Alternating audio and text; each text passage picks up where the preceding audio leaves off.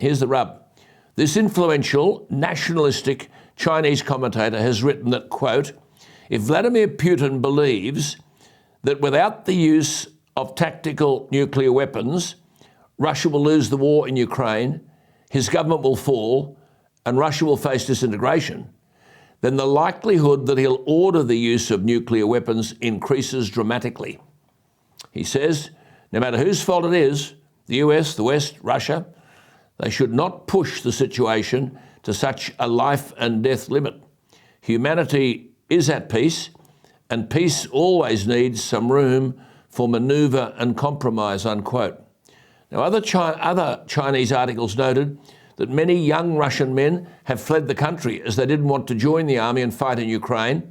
And under China's strict online censorship, it's rare for articles with anti-Russian messages to be circulated online. As Jeff Payo further reports, Grigory Karasin, chair of Russia's Federal Council Committee on Foreign Affairs, was quoted as saying in the Pravda newspaper that, quote, Russia now know that Russia has only two real friends, Iran and North Korea, and only Iran is willing to sell military drones to Russia, unquote. Now, China has its economic problems from the coronavirus policy to eliminate the virus, and their economy, as a result, is struggling. It's hard to know where Putin sits, except that, as has recently been reported, Russia's elite businessmen seem to have a problem. They keep dying in suspicious circumstances. 15 high-profile Russian businessmen have died since the start of the year. A campaigner against human rights violations believes the deaths were ordered by the Kremlin. And it's being argued that the deaths demonstrate Vladimir Putin's desperation to fund the war in Ukraine. You see, many of these deaths are of oligarchs in charge of oil and gas.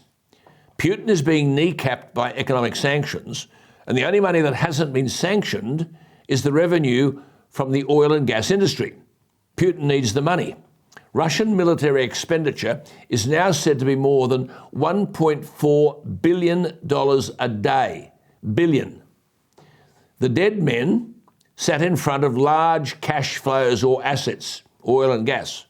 It's suspected that these elite businessmen have said no to Putin when he wanted money. So the best way of getting that flow of cash is to kill them and ask the replacement the same question.